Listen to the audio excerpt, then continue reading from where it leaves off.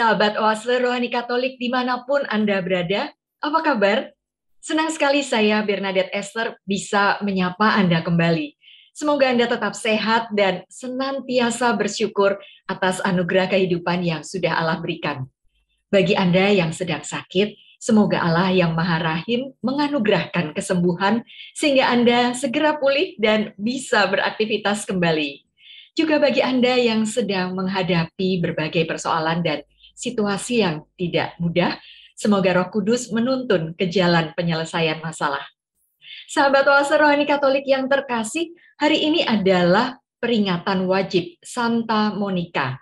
Kita akan mendengarkan sabda Allah melalui surat pertama Rasul Paulus kepada jemaat di Korintus, bab 1 ayat 26 sampai dengan 31, dan Injil Suci menurut Matius bab 25 ayat 14 sampai 30. Renungan pada hari ini akan dibawakan oleh Romo Hani Rudi Hartoko SY yang akrab disapa Romo Hani. Syukur kepada Allah di antara aktivitas dan berbagai kesibukan Romo Hani, beliau masih menyempatkan diri hadir di sini untuk menyalurkan berkat dan rahmat Tuhan bagi kita semua. Sahabat Oase Rohani Katolik yang terkasih, tentu Anda tahu bahwa Romo Hani pandai membuat pantun dan kerap menyisipkan sebuah pantun di akhir homilinya. Karena itu, mari kita sapa Romo Hani dengan sebuah pantun. Mengayuh sepeda di pagi hari, bermandi hangatnya sinar matahari. Romo Hani, gembala kami, apa kabar Romo hari ini? Ya, kabar baik, sahabat Oase Katolik, sekaligus juga Mbak Bernadette. Salam sehat, salam bahagia, dan jangan lupa tetap semangat. Baik, mari kita awali acara ini. Romo Hani akan memimpin doa pembuka. Silakan Romo. Mari kita berdoa dalam nama Bapa dan Putra dan Roh Kudus. Amin. Allah Bapa yang Maha Kasih, sumber pengharapan kami, Engkau telah menerima dengan penuh kerahiman cucuran air mata dan doa Santa Monica demi pertobatan Agustinus putranya.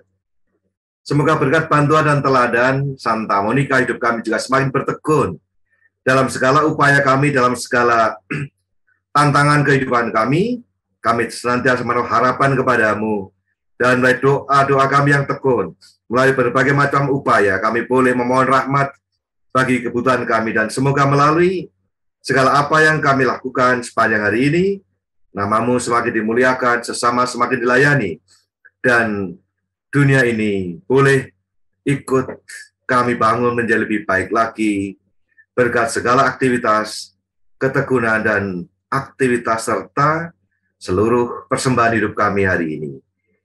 Demi Kristus Tuhan dan pengantara kami, kini dan sepanjang masa. Amin. Amin.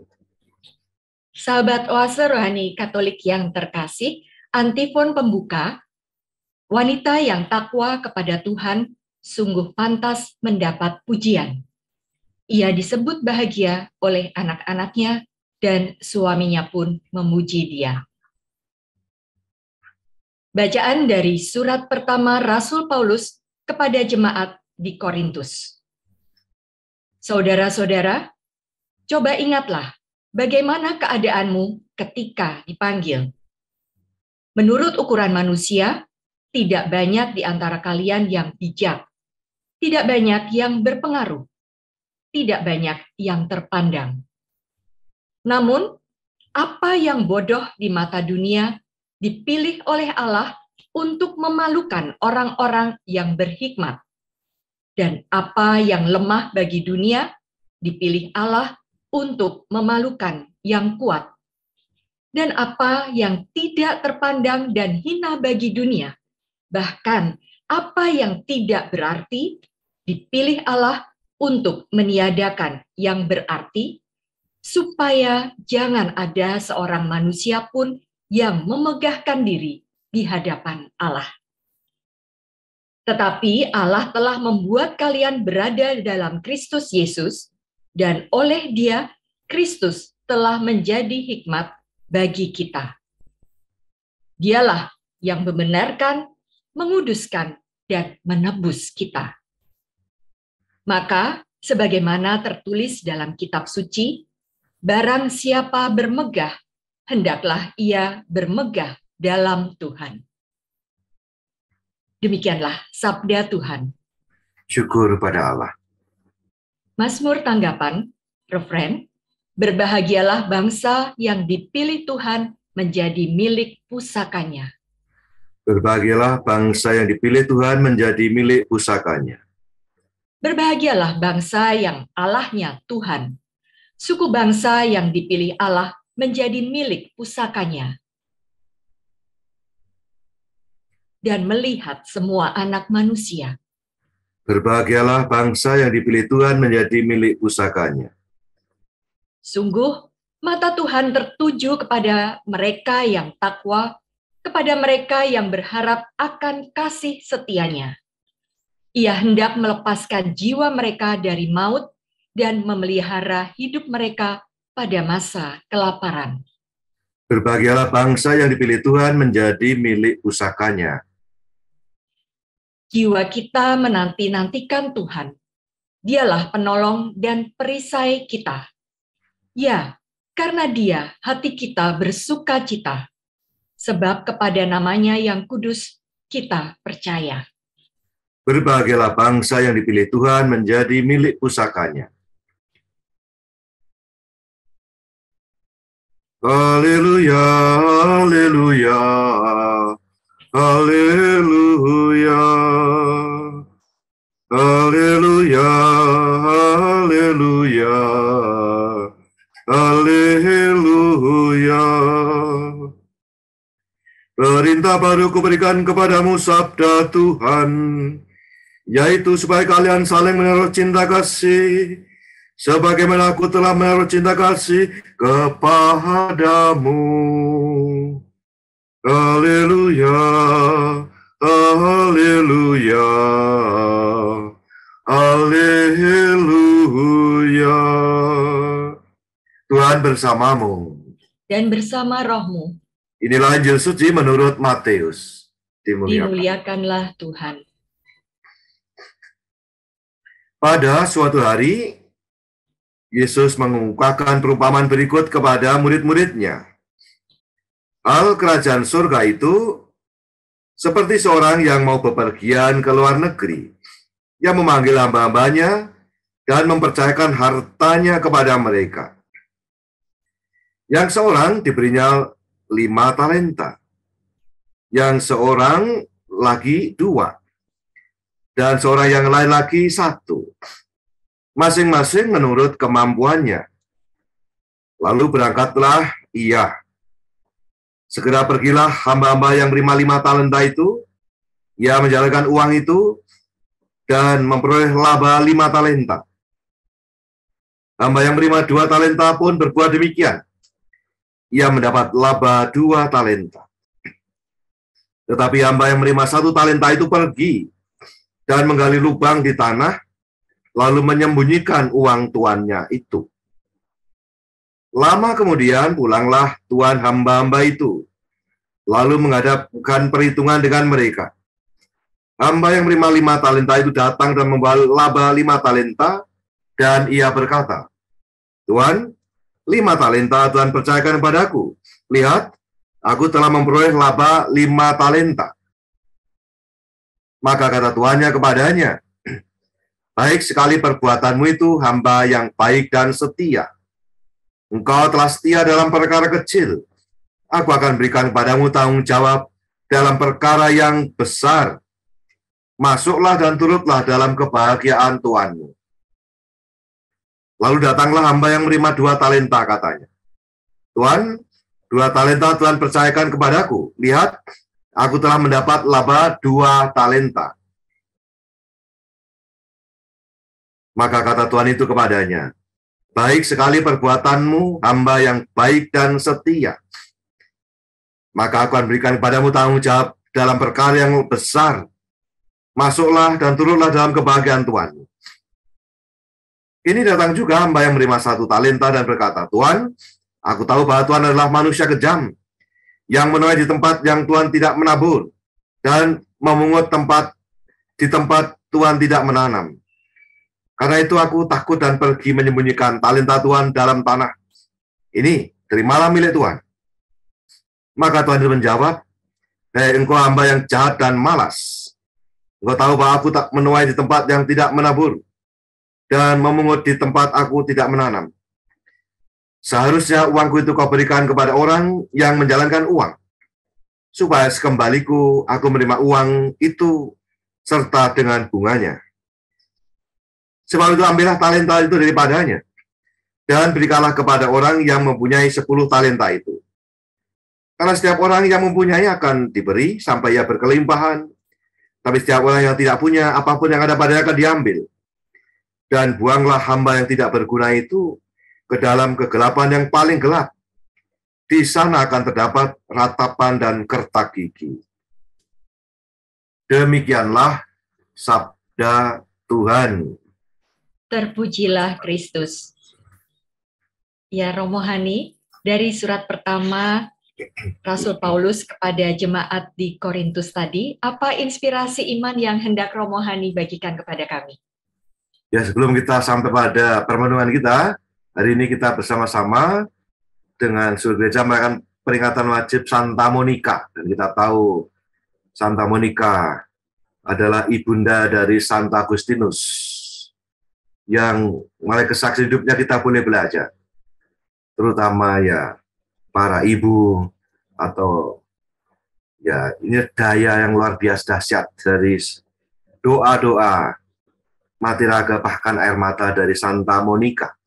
Ya inilah kalau kita mengenal dulu ada ungkapan the power emak-emak, lah inilah kekuatan dahsyat dari Santa Monica yang membuat Agustinus muda yang awalnya hidupnya kacau balau itu akhirnya menemukan makna hidup dan justru juga menjadi orang kudus yang kita kenal, kita rayakan besoknya. Jadi 27 adalah untuk ibunya, 28 adalah untuk Santo Agustinus. Yang kita kenal ada ungkapan menarik dari Santo Agustinus, yaitu ya tidak ada orang kudus tanpa masa lalu, dan tidak ada pendosa tanpa masa depan dan harapan. Jadi kalau kita melihat tadi bacaan-bacaan hari ini, kita melihat dari 1 Korintus tadi, awal dari surat pertama Santo Paulus kepada jemaat di Korintus, menggambarkan dan menyadarkan kita tentang siapa kita. Siapa kita di hadapan Tuhan, bahwa kalaupun kita bisa melakukan hal-hal yang mungkin besar, hal-hal yang baik, hal-hal yang luar biasa, bahkan kita diingatkan itu bukan alasan kita sebagai orang Kristiani untuk sombong, untuk menjadi bermegah diri.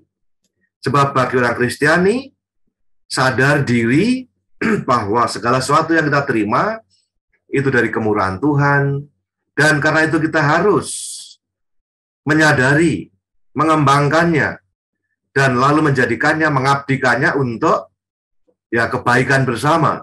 Nah itulah saya kira tema besar yang akan kita jalani nanti pada tahun 2023 KAJ, Bonum Commune. Bahwa kita memiliki banyak talenta, ataupun kita memiliki banyak rahmat yang Tuhan berikan. Itu bukan alasan untuk bermegah diri. Tapi selalu kita harus bertanya, dan di Santo Paulus mengingatkan kepada kita semua, siapakah kalian saat kalian dipanggil? Untuk ukuran dunia ya kalian itu bukan siapa-siapa.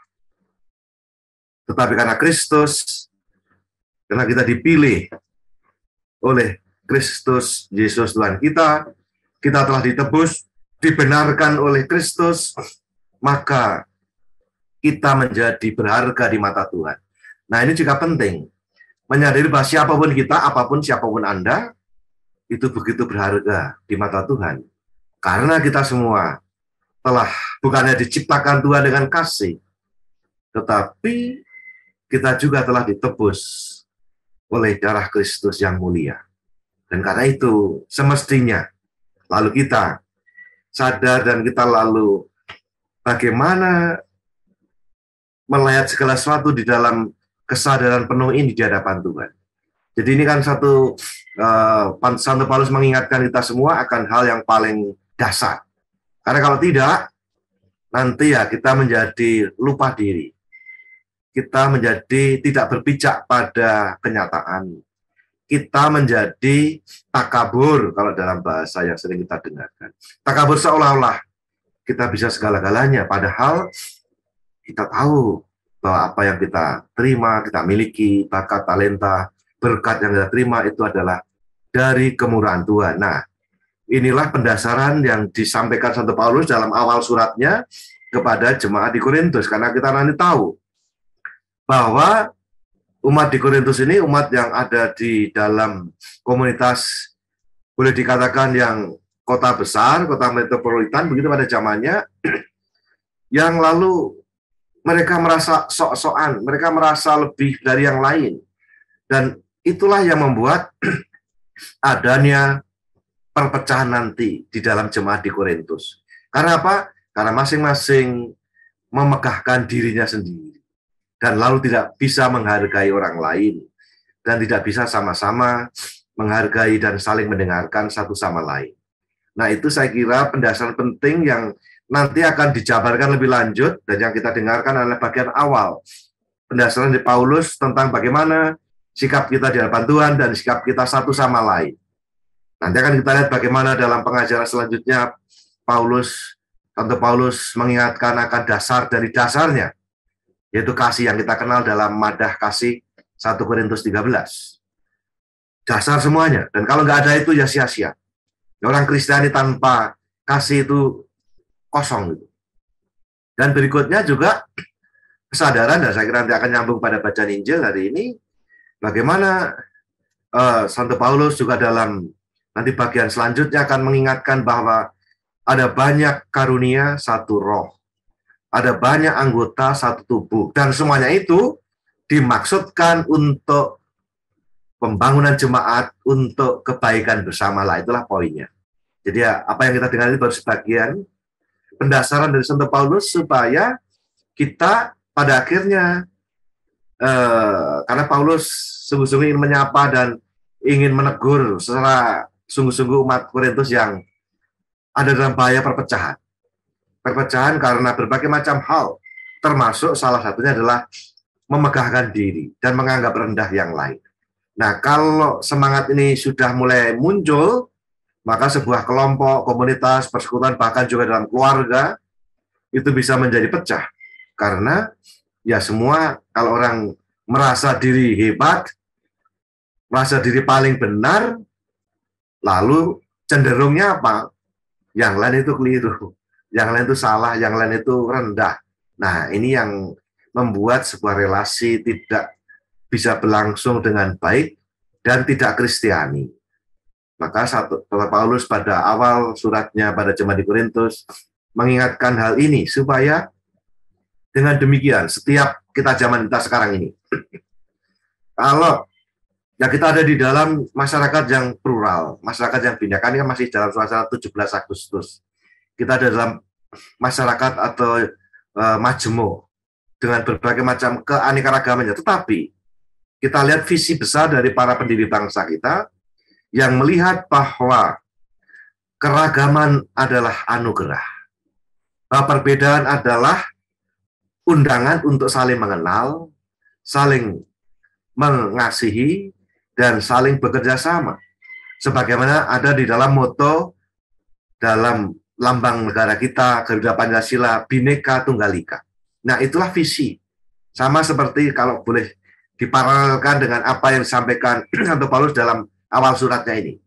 Memberi pendasaran akan relasi kita sebagai sebuah umat Kristiani, ataupun kalau dalam hidup berbangsa adalah dengan adanya Undang-Undang Dasar 45 dan Pancasila itu yang menjadi dasar untuk membangun sebuah komunitas, sebuah kebersamaan, sehingga dipastikan bahwa semua tidak ada yang tertinggal, semua tidak ada yang tidak dihargai, tidak ada yang disingkirkan, karena semua menghargai. Nah, ini saya kira agak sejajar juga kalau kita dalam suasana, masih dalam suasana syukur atas proklamasi kemerdekaan ke-77, saya kira itu menarik bahwa kita melihat betapa kita sekian ratus tahun dijajah karena dipecah-pecah itu. Dan itu mudah dimainkan. Dan kalau sudah dimainkan itu maka susah untuk kumpul, susah untuk bersatu. Maka mudah dijajah, maka kita mengenal ya politik divide et impera, ya dipecah belah mudah dikuasai. Tetapi ketika kita sudah mulai sepakat, dan kita tahu itu dalam Sumpah Pemuda itu, satu nusa, satu bangsa, satu bahasa, satu yaitu Indonesia. Maka dengan cepat lalu bisa bersatu dan lalu membangun sebuah negara baru, entitas negara baru, Negara Kesatuan Republik Indonesia. Bahwa sekian tahun itu kita menjadi pecah belah karena justru kita tidak sadar atau kita menjadi terkungkung oleh ego kita masing-masing. Nah, hal yang sama juga saya kira berlaku dalam hidup, entah komunitas, bahkan keluarga. Kalau kita terkungkung oleh ego, maka kita lalu susah untuk maju. Kita akan selalu merasa diri paling benar, paling hebat, yang lain jelek. Nah, kita punya ungkapan menarik dari misalnya Charles Dickens, yang mengatakan ada orang besar tapi dengan menyingkirkan dan merendahkan orang lain. Tapi orang besar sejati adalah orang yang mampu membuat semua orang merasa dirinya besar dan dihargailah. Itu baru orang besar. Saya kira ini pendasaran penting bagi kita semua, juga dalam konteks kita sebagai bangsa. Kalau kita tidak memiliki semangat itu, maka saya kira negara ini juga ada dalam bahaya. Kita orang Kristen Katolik diundang untuk ikut serta memperkokoh ini. Semangat, menghargai perbedaan, kebinekaan, dan belajar untuk membangun kerjasama satu sama lain. Untuk apa? Ya untuk kemajuan bangsa ini, untuk juga kemajuan komunitas, kemajuan gereja kita juga tentunya. Ini saya kira hal yang menarik bagi saya sebagai pendasaran sebelum kita nanti akan mendengarkan bagaimana Santo Paulus memberikan nasihat-nasihat yang sangat bagus. Dan kalau kita melihat nanti, saya kira salah satu yang penting, terus saya sampaikan di atas tadi adalah soal madah kasih. Nah, itulah yang paling penting, ada iman, harapan, dan kasihlah yang paling besar. Dan kesadaran bahwa semua apa yang kita miliki, banyak karunia satu roh, banyak anggota satu tubuh, dan itu semua dimaksudkan untuk pembangunan jemaat untuk kebersamaan, kebaikan bersama. Nah, itu berarti kita bisa masuk pada bagian yang kedua nanti tentang talenta yang saya kira ada dalam renungan yang senada pesannya. Ya, baik. Terima kasih Romo Hani sudah mengingatkan kami bahwa segala apapun yang kita miliki nanti itu semata-mata demi kemuliaannya, dan kita harus tetap berendah hati karena untuk itulah kita diutus kepada kebinekaragaman. Dan untuk kebinekaragaman tadi Romo juga sudah mengingatkan bahwa itu adalah anugerah yang harus kita jaga. Baik, sahabat Oase Rohani Katolik yang terkasih, kita jeda sejenak untuk mengendapkan renungan dari Romo Hani tadi.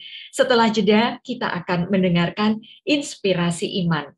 Baik, tetaplah bersama kami, jangan kemana-mana. Sebentar lagi kita akan kembali.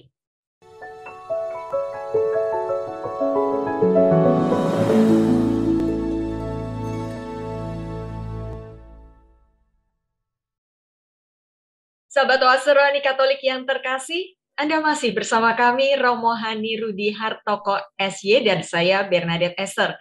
Bila Anda mempunyai pertanyaan, saran, dan juga kritik, Anda bisa menghubungi kami melalui email orkkaj2021@gmail.com atau mengirimkan pesan melalui WA dengan nomor 0881 0251 33438. Nah, Romo Hani, Injil Matius hari ini mengisahkan perumpamaan tentang talenta. Apa inspirasi iman yang hendak Romo sampaikan untuk kami? Ya, saya kira kita bisa menyambung apa yang disampaikan tadi dalam bacaan pertama, bahwa kepada kita semua ini dalam konteks kita diajak menjadi hamba-hamba Allah yang baik. Nah, maka tadi hamba Allah yang baik seperti apa? Dan salah satu digambarkan, kita diajak untuk semangat. Sebelumnya kita melihat ada perumpamaan sebelumnya itu tidak terpisah dengan sebelumnya, yaitu tentang berjaga-jaga. Nah, berjaga-jaga dan waspada, karena apa ya? Kita itu ada dalam satu rentang waktu yang panjang, penantian panjang antara kedatangan Tuhan yang pertama dalam peristiwa Natal, inkarnasi, dan peristiwa nanti parusia, kedatangan Kristus kembali. Nah, kapan kita nggak tahu. Jadi bagi kita bukan tidak terlalu penting atau tidak usahlah terlalu kepo kapan terjadi, gitu ya. Kapan terjadi itu nggak terlalu penting. Tapi bagaimana kita memanage, dan maka digambarin bagaimana kita memanage waktu. Nah, talenta itu macam-macam ya. Kita bisa memaknainya sendiri-sendiri. Kita diberikan juga adalah bakat, talenta, diberikan juga anugerah-anugerah, diberikan juga waktu, kesempatan, dan sebagainya.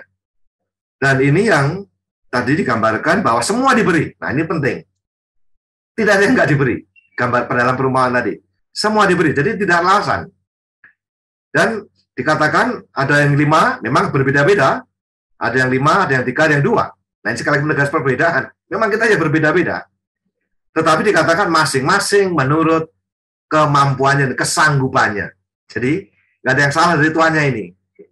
Seringkali kita kok, yang kadang membuat kita menjadi iri hati. Kok dia 5, 3, saya cuma 1. Nah, sebenarnya kita semua diberi.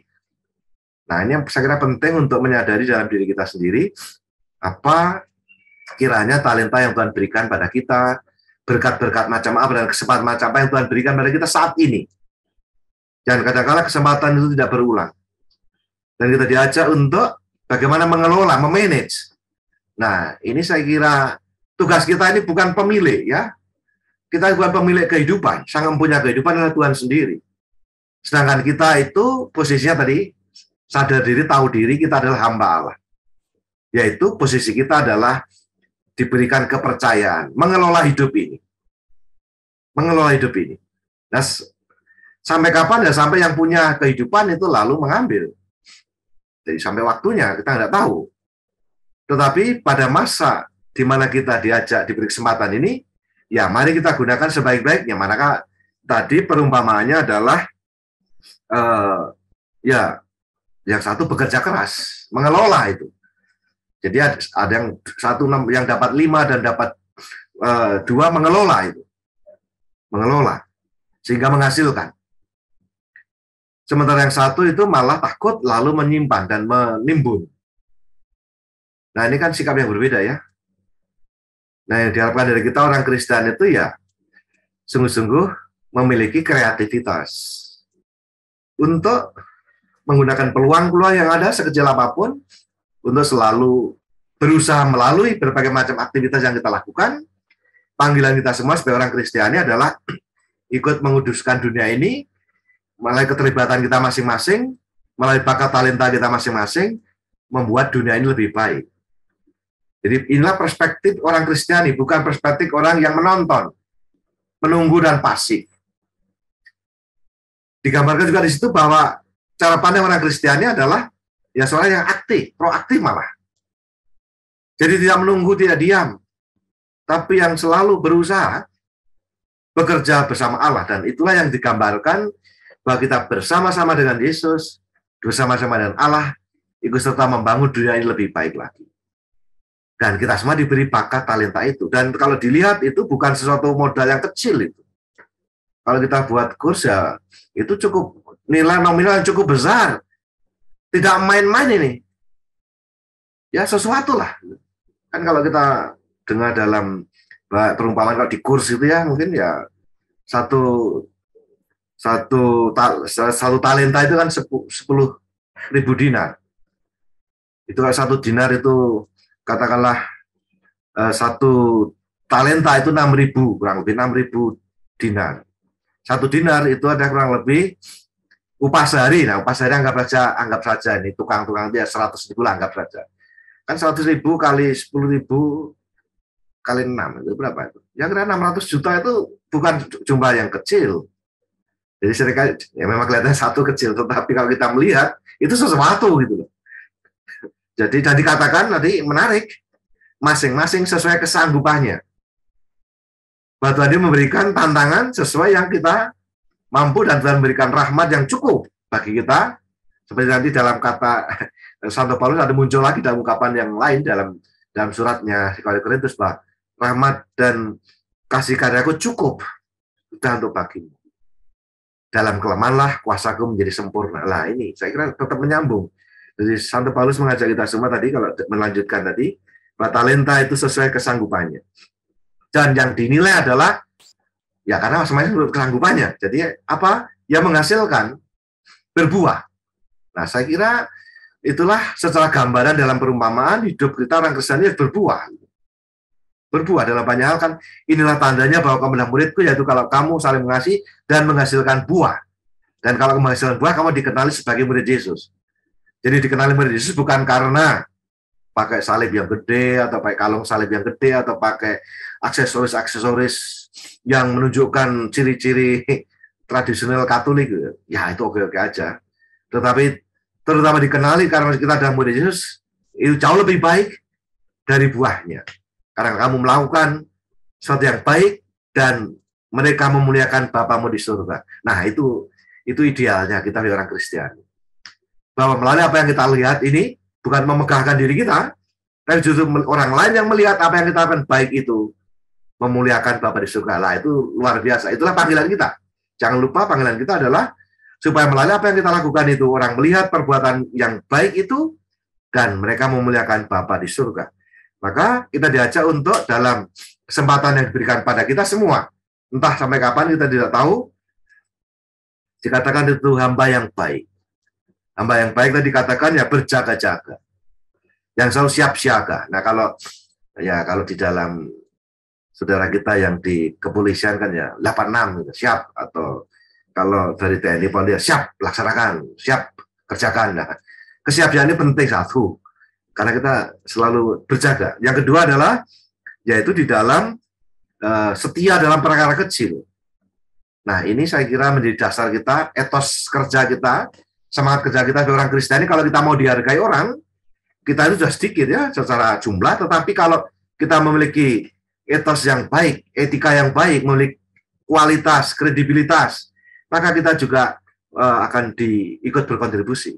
Jadi ini saya kira yang perlu kita kembangkan kesadaran kita sebagai orang Kristiani Katolik, bahwa kendati kita mungkin kecil, sedikit, tetapi kalau kita sungguh-sungguh setia dalam perkara-perkara yang kecil, Tuhan juga akan mempercayakan pada kita perkara-perkara yang besar. Dan itu kita lihat bagaimana teladan hidup Santa Monica ya, seorang ibu. Khas seorang ibu. Dan apa yang membuat bisa kita lihat hal mendasar keutamaan beliau adalah satu, ya iman dan harapan itu. Ya selalu merawat harapan itu. Kendati tampaknya sudah tipis sekali, tetapi Monica merawat harapan itu. Maka orang Kristen tidak pernah boleh kehilangan harapan.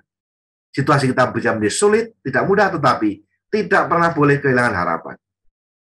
Yang kedua adalah doa yang tekun. Nah, doa yang tekun. Jadi bagi kita penting, kalaupun kita nggak bisa buat apa-apa, ya kita harus berbuat, itu bagus. Tapi kalau kita dalam situasi kita tidak bisa buat apa-apa atau terbatas, maka doa kita masih berguna, sangat berguna. Doa yang tekun itu. Dan juga di dalam support kita kepada yang lain, yang aktif bekerja adalah termasuk diiringi apa? Mati raga. Dan keempat yang khas dari Santa Monica dan mungkin juga para ibu adalah air mata. Luar biasa ini. Melalui hal yang kecil-kecil ini, dan kita harus lihat bagaimana melalui hal kecil sederhana ini, Santa Monica lalu mengubah. Maka kalau kita tidak mau mengubah dunia, ya Ibu Teresa nasihatnya sangat baik sekali. Kalau kamu mau mengubah dunia, ya kamu baliklah ke keluargamu. Kalaupun keluargamu tidak bisa kamu ubah, ya ubahlah dirimu sendiri. Nah, ini saya kira gerakan yang harus kita buat, supaya dengan demikian, melalui berbagai macam aktivitas kita, termasuk, dan jangan pernah menyepelekan yang namanya doa, mati raga, maupun juga bahkan air mata. Ya kalau kita sudah, kadang-kadang kita mengalami seorang ibu, seperti makanya kalau ada ibu-ibu orang tua yang sedang prihatin karena anaknya mungkin begitu rupa, ya ingatlah pengalaman Monica hari ini. Dia memberikan nasihat, ya tentu saja. Tapi kalau dinasihati, diberikan masukan, diberikan usaha, dicarikan, dan lihatlah bagaimana Santa Monica dicarikan orang yang baik juga. Maka dia ke Milan itu, ketemu dengan Ambrosius, ketemu dengan orang-orang yang besar, yang baik, jadi baik. Maka orang tua juga perlu memberikan lingkup pergaulan yang sehat dan baik. Itu juga membantu orang untuk bertumbuh bersama karena ada support dari sekitarnya. Itu usahanya dari Monica. Bagaimana Agustinus diberikan mentor, diberikan lingkungan yang sehat. Lama-lama ya awalnya juga alot, tapi lama-lama jadi berubah juga. Dan dia menjadi orang yang besar. Jadi ini saya kira kita bisa lihat bagaimana peran Santa Monica ini, bahwa melalui doa mati raga dan juga melalui air matanya ya, air matanya, cucuran air matanya yang setiap kali mengenang mendoakan anaknya. Dan nanti kita bisa melihat bahwa pada satu titik ada ungkapan yang menarik dari Santa Monica ini dalam buku pengakuan dari Santo Agustinus. Ada tertulis begini, anakku, tidak ada apapun di dunia ini yang sekarang membuatku senang. Saya tidak tahu apa yang harus saya lakukan sekarang ini, atau mengapa saya masih ada di sini. Semua harapanku di dunia ini sekarang terpenuhi. Dan jadi akhirnya anaknya Agustinus itu menjadi imam dan akhirnya juga menjadi uskup dan menjadi tokoh yang besar. Dan pada kata-kata akhir atau bagian akhir ketika terjadi perjumpaan dan perbincangan yang hangat antara seorang anak dan seorang ibu, itu sangat mengesankan. Dan ibunya mengatakan, ya anakku, tidak ada yang lebih membahagiakan aku ketika aku menutup mata dan anakku engkau mendoakan, mempersembahkan misa untuk mengantar aku kepada Tuhan, kepada sumber kebahagiaan dan makna hidup sejati yang selama ini aku rindukan dan juga akhirnya engkau temukan. Menarik sekali bahwa melalui upaya sederhana, maka mari kita belajar dari pengalaman Santa Monica ini supaya kita tidak pernah kehilangan harapan. Dan itu dikatakan oleh Paus Fransiskus, orang Kristiani tidak mengenal jalan buntu ya. Maka kita orang Kristiani jangan kalah sama Gojek ya. Gojek selalu ada jalan, masih kadang melawan arus. Atau juga kadang-kadang jangan seperti kalah sama Pegadaian ya. Pegadaian itu menyelesaikan masalah tanpa masalah. Jangan kita menyelesaikan masalah tapi bikin masalah yang lain lah, itu kacau. Semoga segala sesuatu yang kita lakukan justru pertama-tama mengembangkan diri kita maksimal, itu wajib saya kira. Kita masing-masing diberikan bakat talenta, wajib mengembangkan bakat talenta dan berikan semaksimal yang bisa kita upayakan. Yang kedua, kita persembahkan semuanya itu untuk kemuliaan Tuhan, untuk juga kebaikan sesama, melayani sesama, dan ikut membangun dunia ini menjadi lebih baik. Nah, kalau itu kita lakukan, hidup kita tidak sia-sia. Hidup kita menemukan makna baru, dan kita akan moga-moga ya kita kelak, seperti dalam perumpamaan tadi dikatakan oleh Tuhan tadi, hambaku yang baik, masuklah dan turutlah dalam kebahagiaan Tuhanmu. Moga-moga pada saatnya nanti kita boleh sebagaimana Santa Monica juga menutup mata diantar oleh Agustinus. Dan saya yakin bahwa Tuhan juga menyambutnya dengan mengatakan, masuklah hamba yang baik dalam kebahagiaan Tuhanmu. Saya kira ini beberapa hal yang mungkin masih banyak hal, tapi saya kira ini yang bisa kita gali dari bacaan-bacaan hari ini. Moga-moga permenungan ini bisa bermanfaat untuk Anda semua. Terima kasih Romo Hani, tentu saja permenungan Romo meneguhkan iman kami Romo, mengingatkan bahwa segala-galanya adalah anugerah Allah di dalam diri kita, apa yang kita miliki, entah materi, akal budi, kecerdasan, kesehatan, maupun doa-doa kita ya Romo. Dan kita diajak untuk menguduskan dunia ini dengan seluruh talenta kita masing-masing, dengan aktif bekerja bersama dengan Tuhan sendiri.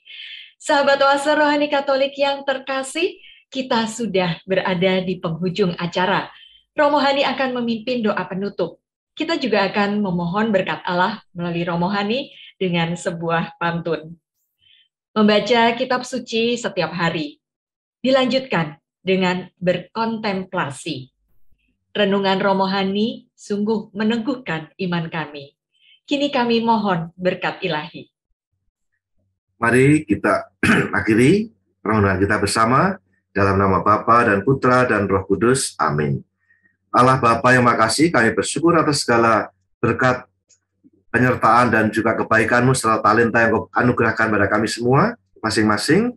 Kami mohon rahmat-Mu agar kami dapat mengembangkan dengan maksimal, sehingga demikian, melalui berbagai macam keterlibatan kami, melalui berbagai macam aktivitas kami, mengembangkan bakat talenta kami boleh ikut semakin memuliakan nama-Mu, ikut pula melayani sesama kami, dan membangun dunia ini menjadi tempat yang baik, dan moga kelak kami boleh bertekun dan setia dalam perkara-perkara kecil yang Kau percayakan pada kami, supaya kelak kami pun boleh juga Kau sambut bersama para kudus-Mu, bersama Santa Monica, Santo Agustinus.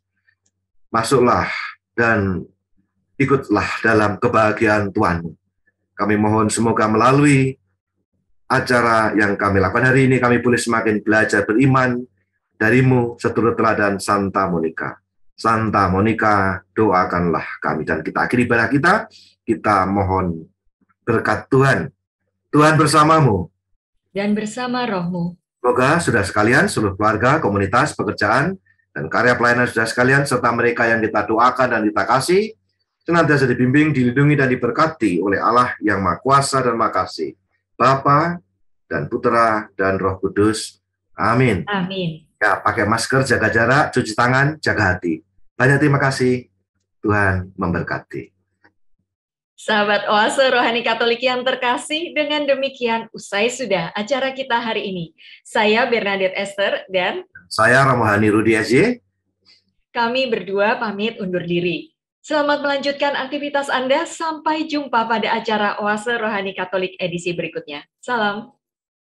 Matur nuwun Romo. Terima kasih, Tuhan berkati.